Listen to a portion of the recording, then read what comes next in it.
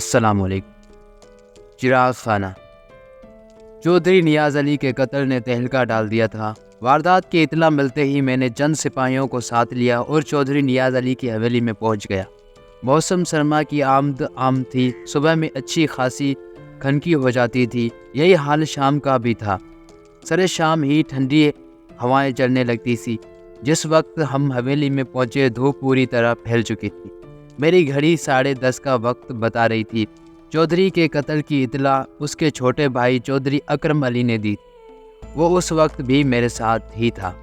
میں نے حویلی میں داخل ہوتے ہی اس کمرے کا رخ کیا جہاں چودھری نیاز علی کو قتل کیا گیا تھا۔ وہ کمرہ در حقیقت چودھری نیاز علی کی خوابگاہ تھا۔ مجھے بتایا گیا کہ مقتول چودھری اپنی تیسری نوجوان بیوی نازلی کے ساتھ حویلی کے اس حصے میں رہتا تھا۔ نازلی سے مقتول چودھری کی شادی کو 9-10 ماہ سے زیادہ عرصہ نہیں گزرا تھا۔ بوقت قتل چودھری نیاز علی اپنی زندگی کی 55ویں سیڑھی پر قدم رکھ چکا تھا۔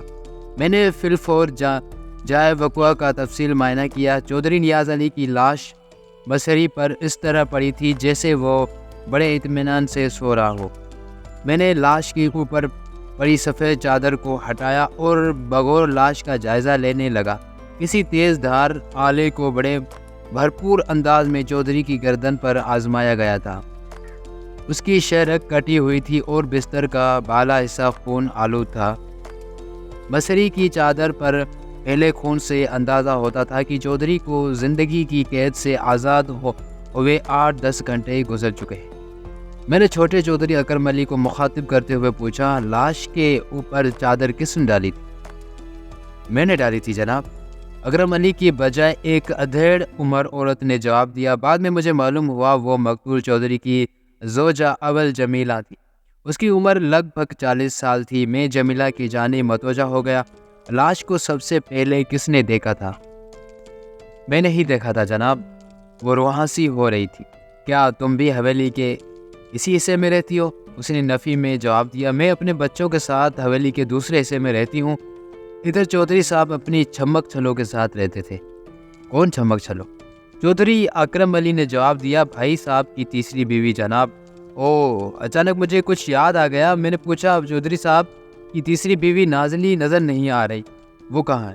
وہ تو غائب ہو گئی ہے جناب، جمیلہ نے بتایا۔ کیا مطلب؟ اس کا کچھ پتہ نہیں کہاں چلی گئی ہے، چودھری اکرم علی نے جواب دیا۔ جمیلہ نے کہا، کوٹھے والیوں کا کیا بھروسہ، مجھے تو پورا شک ہے کہ چودھری صاحب کی قتل میں اسی چھمک چھلوں کا ہاتھ ہے۔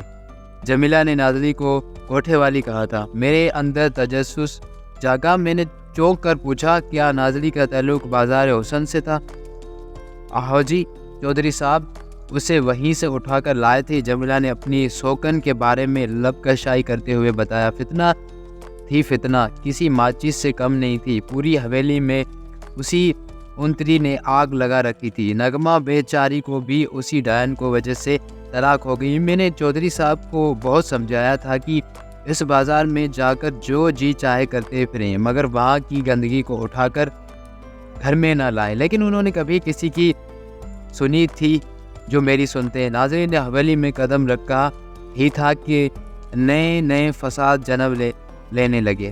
پہلے نغمہ کو طلاق ہوئی اور اب چودھری صاحب۔ جمیلہ کی آواز بھر آ گئی اور وہ خاموش ہو گئی۔ میں نے چودھری اکرم علی سے سوال کیا، تمہارے خیال میں نازلی کہاں جا سکتی ہے؟ میں کیا کہہ سکتا ہوں جناب، وہ نرم لہجے میں بولا، میری تو سمجھ میں ہی نہیں آ رہا کہ یہ سب ہو کیا رہا ہے۔ میں نے باری باری جمیلہ اور اکرم علی کو دیکھتے ہوئے پوچھا، آپ لوگوں نے نازلی کو کہیں تلاش کرنے کی کوشش بھی کی ہے؟ ہمیں کیا ضرورت پڑی ہے اس تلاش کرنے کی؟ جمیلہ نے اکھڑے ہوئے لہجے میں جواب دیا۔ چودھری اکرم علی نے کہا، جناب سچی بات تو یہ ہے کہ ابھی تک ہم اپنے حواس میں ہی نہیں ہیں، کچھ سمجھ نہیں آ رہا کیا کریں۔ میں تو پچھلی رات ڈیرے پر تھا، مجھے تو آج صبح پتہ چلا ہے کہ حویلی میں اتنی بڑی قیامت گزر گئی ہے۔ نازلی کو تلاش کرنے کا کسے ہوش تھا؟ میں پہلے ڈیرے سے حویلی پہنچا اور پھر آپ کو اطلاع ڈیرے تھانے چلا گیا تھا۔ میں نے جمیلہ کو مخاطب کرتے ہوئے پوچھا، تم نے بتایا ہے کہ لاش کو سب سے پہلے تم نے دیکھا تھا، علاوہ ازیں تم یہ بھی بتا چکی ہو کہ تمہاری رائش حویلی کے دوسرے حصے میں ہے، پھر تم حویلی کے اس حصے میں کیا کرنے آئی تھی؟ جمیلہ نے جواب دیا، چودھری صاحب نے جب سے ناظری کو گھر میں ڈالا ہے ان کی معمولات میں خاصی خرابیاں پیدا ہو گئی تھی۔ پہلے وہ عرل صبح اٹھنے کی عادت تھے، اب دن چڑھے تک سوتے رہتے تھے۔ جب انہیں کسی روز صبح کہیں جانا ہوتا تو رات مجھ سے کہہ دیتے تھے کہ میں صبح انہیں جگا دوں۔ آج صبح بھی انہیں چک 34 جانا تھا اور یہ بات وہ گزشتہ رات مجھے بتا چکے تھے۔ میں تو صبح انہیں جگانے گئی تھی مگر یہاں تو سارا کھیل ہی ختم ہو چکا تھا۔ چودھری صاحب اپنے بستر پر خون میں لت پت پڑے تھے اور منحوس بازاری عورت غائب تھی۔ میں نے پوچھا، جمیلہ، چودھری نیاز علی کو تو ناظری بھی جگا سکتی تھی، پھر انہوں نے یہ فریضہ تمہیں کیوں سونپ رکھا تھا؟ یہ بات سمجھ میں نہیں آ رہی۔ اور نازلی، جمیلہ نے برا سا منہ بناتے ہوئے کہا، وہ کیا کسی کو جگاتی، وہ تو خود دوپہر تک سوتی تھی۔ ایک لمحے کے توقف سے اسی نے اضافہ کیا، جناب آپ کو معلوم ہونا چاہیے ناظری جس نگر کی پروردہ تھی وہاں دن سوتے اور راتیں جاگتی ہیں۔ ست قسمی نے چودھری صاحب کی عادتیں بھی بگاڑ دی تھی۔ مقتول چودھری کی تیسری بیوی ناظری کا موقع واردات سے اچانک غائب ہو جانا غور طلب تھا۔ اسے فوری طور پر دو امکانات کی جانب خیال جاتا تھا، یا تو چودھری نیاز علی قتل ناظری پوری طرح ملوث تھی، یا پھر چودھری کے قتل یا قاتلوں نے ہی ناظری کو بھی منظر سے غائب کر دیا تھا۔ میں موقع پر موجود افراد کا بیان لینے سے پہلے ضروری کارروائی کر لینا چاہتا تھا، اس لیے میں جائے واردات کا نقشہ بنانے میں مصروف ہو گئے۔ میں اس بات کا ذکر کر چکا ہوں کہ چودھری نیاز علی کو اس کی خوابگاہ میں قتل کیا گیا تھا۔ وہ خوابگاہ خاصی کشادی تھی، اس پر کسی چھوٹے موٹے حال کا گمان ہوتا تھا۔ قیمتی فرنیچر سے مزین ان کمرے میں دبیز قالین بچھا ہوا تھا۔ دیواروں پر خوبصورت پینٹنگز کے علاوہ چند اونچے شملوں والے چودھریوں کی تصاویر بھی آویزاں تھی۔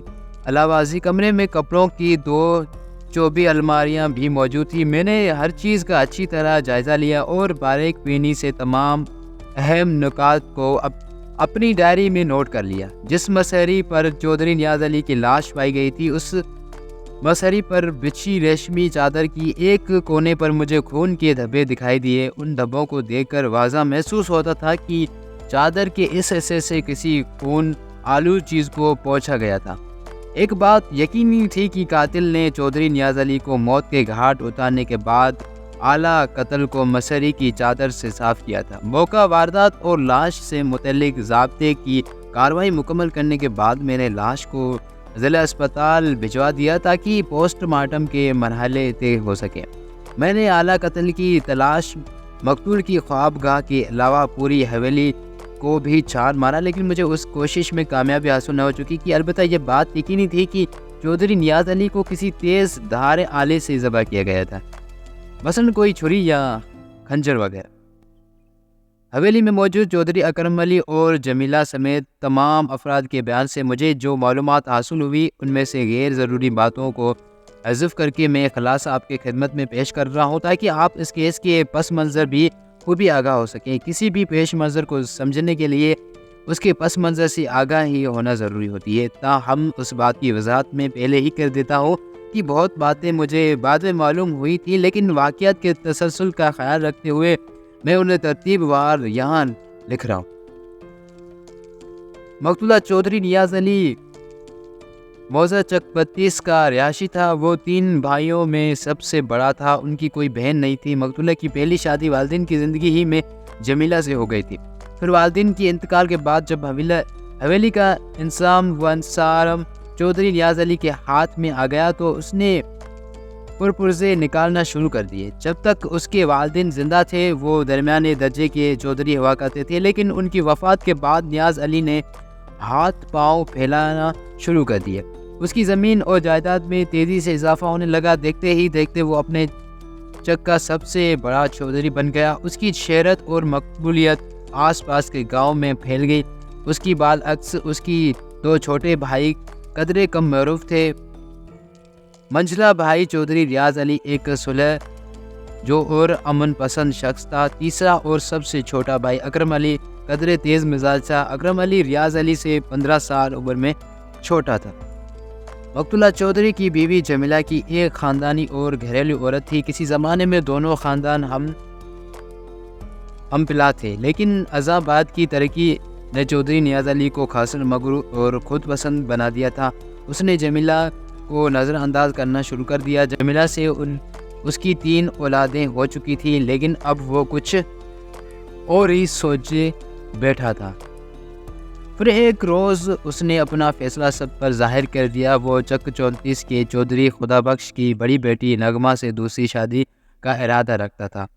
اس بات سے سب سے زیادہ دکھ جمیلہ کو پہنچا۔ وہ زبانی کلام میں اپنا احتجاج ریکارڈ کرواتی رہی، لیکن خود سر چودھری من مانی سے باز نہ آیا اور نغمہ ایک روز جمیلہ کی سوکن کے روپ میں حویلی میں داخل ہو گئی۔ جمیلہ اس پوزیشن میں نہیں تھی کہ کھلم کھلا چودھری کی مخالفت کرتی۔ وہ چودھری کو چھوڑنے کا تصور بھی نہیں کر سکتی تھی،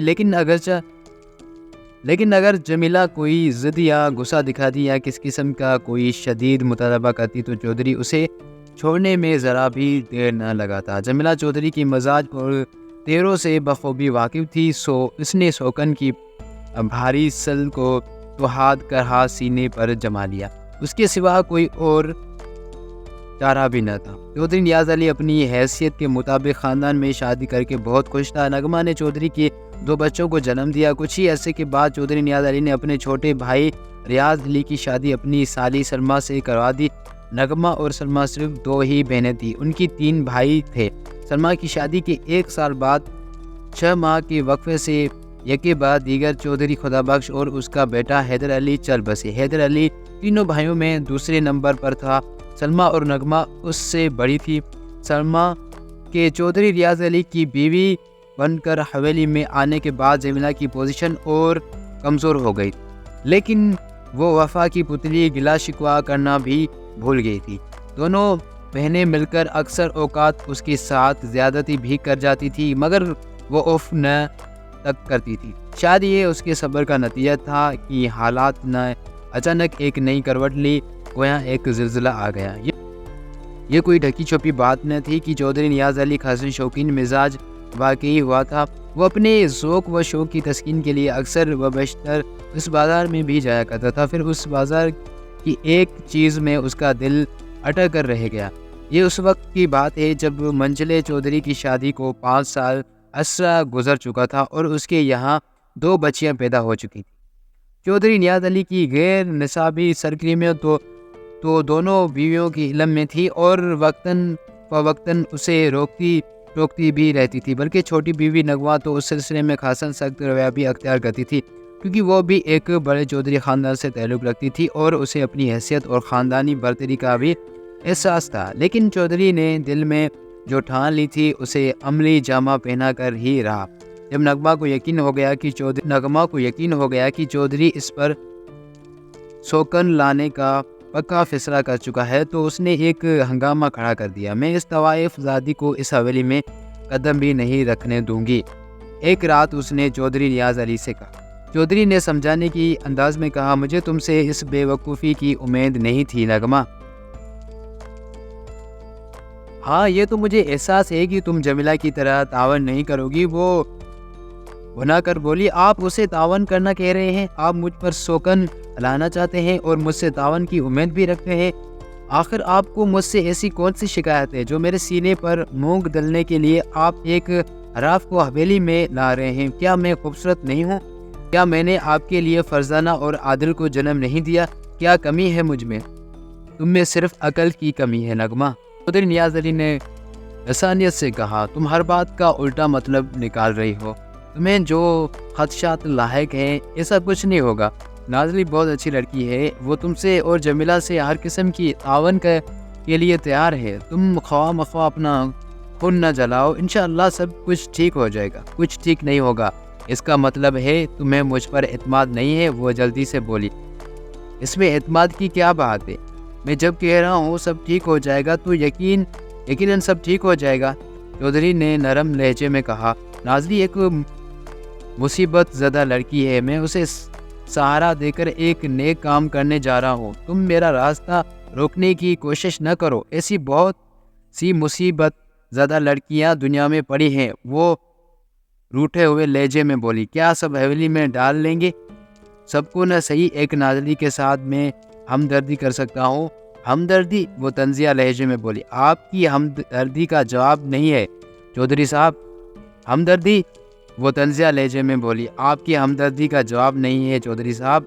मैंने तो सुना है आप उस कंजरी के इश्क में मुब्तला हैं।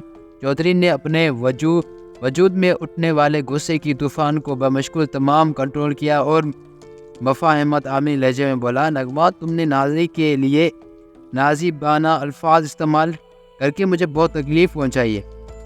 सच्चाई सुनकर अगर आपको दुख पहुँचा है तो मुझे कोई अफसोस नहीं है चौधरी साहब, नगमा ने भराई हुई आवाज़ में कहा। अफसोस तो मुझे सिर्फ इस बात का है कि आप मेरे एहसासात और जज्बात का बेदरी कत्ल आम कर रहे हैं। आपने मेरी मोहब्बत और वफा को जूतियों तले रौंद दिया है। आपने मुझे जिस दसी और रूहानी सदमे से दो चार किया है वो बयान से बाहर है। अफसोस आप एक नाचने गाने वाली तवाइफ को मुझ पर तरजीह दे रहे हैं। कम मायगी का एहसास मेरी जान ले लेगा चौधरी साहब। आपने मुझे, मेरी रूह को, मेरी जज्बात व एहसास को मजरू तो किया। मैं फूलों के हारों से उसका इस्तकबाल करूं? बेशक तुम ऐसा न करो, लेकिन हंगामा भी तो न मचाओ। वाह वाह, नगमा ने इस्ताजिया लहजे में कहा। ये खूब पट्टी पढ़ा रहे हैं आप मुझे। चलो पट्टी ही समझ लो, पढ़ लो। हरगिज़ नहीं, वो कतईयत से बोली। देखो नगमा, मैंने कभी तुम्हें किसी किस्म की कमी महसूस होने नहीं दी, चौधरी नियाज़ अली ने मुअतदिल लहजे में कहा। तुम अपनी ज़िद से बाज आ जाओ, बेजा मुझसे बहस न करो, नगमा ने तेज़ी से लहजे में कहा। नगमा ने तेज़ लहजे में कहा, पहली बात तो आपको ये तस्लीम करना पड़ेगी कि मैं ख्वाह आपसे बहस नहीं कर रही हूँ। मेरी ज़िद बजाय मैं अपने हक़ के लिए शोर मचा रही हूँ। ये हर औरत का हक़ है, और जहाँ तक कि कमी महसूस न करवाने का सवाल है, तो ये बात आप भी अच्छी तरह जानते हैं कि मैं एक खाते पीते घराने से ताल्लुक़ रखती हूँ। मुझे माँ बाप के घर में भी कभी किसी चीज़ की कमी महसूस नहीं हुई है। मैं तुम्हारी बात मानता हूँ चौधरी, मसलहत आमिर लहजे में बोला, मगर तुम्हारे ये हक़ के लिए शोर मचाने वाली बात मुझे पसंद नहीं आई। इसमें नापसंदगी की कौन सी बात है? चौधरी ने ठहरे हुए लहजे में कहा। तुम जिस हक़ के हसूल के लिए ज़ोर मार रही हो, वही हक़ माजी में तुमने भी एक औरत से छीना था। तुम उस बात को क्यों फरामोश कर रही हो? मैंने अज़ खुद किसी के हक़ पर डाका नहीं डाला था। इसमें मेरा कोई कसूर नहीं था। सब कुछ आपकी और अब्बाजी की मर्ज़ी से हुआ था। अब भी सब कुछ मेरी ही मर्ज़ी ही से होगा, चौधरी ने धीमे लहजे में कहा। तुम नाज़ली को कसूरवार न समझो। नाज़ली नाज़ली नाज़ली, नगमा ने कानों पर हाथ रखते हुए कहा। इसका नाम सुनकर मेरा दिमाग चकराने लगा है। अगर आप अपने इरादे से बाज न आए तो, नगमा ने दास्ता जुमला अधूरा छोड़ दिया। चौधरी ने जल्दी से पूछा, तुम क्या करोगी? मैं कुछ भी कर सकती हूँ। मसलन आप मुझे जमीला की तरह बेदस्त वफा न समझें।